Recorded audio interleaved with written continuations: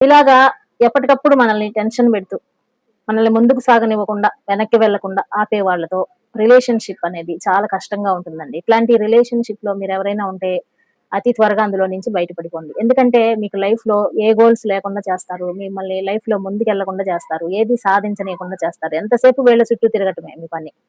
ఇలాంటి వాళ్ళని గనక నమ్ముకొని కూర్చున్నారు అంటే. వాళ్ళ మెంటాలిటీని మార్చటానికి మీరు లేరండి. ప్రతి ఒక్కరిని మార్చే డ్యూటీ మనది కాదనమాట. వాళ్ళు అంతే అని మనం ఎప్పుడైతే అంగీకరిస్తామో, వాళ్ళు చేసే పనులు మనల్ని బాధించవు. వాళ్ళని మీరు కంట్రోల్ చేయాలనుకుంటున్నారు.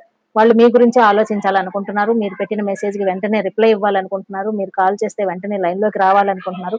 ఎనీ టైమ్ మీతో టైమ్ స్పెండ్ చేయాలని అనుకుంటున్నారు. కానీ వాళ్ళ మైండ్ సెట్‌లో ఏముంది అనంటే, ఎక్కువగా మీతో ఇంట్రెస్ట్‌గా ఉండాలని లేదు, కాల్ చేయాలని లేదు, మెసేజ్ చేయాలని లేదు. వాళ్ళకి వేరే పనులున్నాయి. వాటిలో బిజీగా ఉండాలి అని అనుకుంటున్నారు. అప్పుడు దీన్ని బట్టి ఆలోచించినప్పుడు వాళ్ళ మైండ్‌ని మీరు కంట్రోల్ చేయాలని అనుకుంటున్నారా లేదా? అంటే మీ మైండ్‌లో ఏదైతే థాట్స్ రన్ అవుతున్నాయో అవన్నీ వాళ్ళు కరెక్ట్‌గా చేస్తే మీకు మంచోళ్ళా? లేదంటే కాదా? ఇదెక్కడ న్యాయం అండి? వాళ్ళ థాట్స్ ఆళ్ళకుంటాయి. వాళ్ళ అలవాట్లు వాళ్ళకుంటాయి. వాళ్ళ పని ఆళ్ళకుంటుంది. వాళ్ళ బిజీ వాళ్ళకుంటది.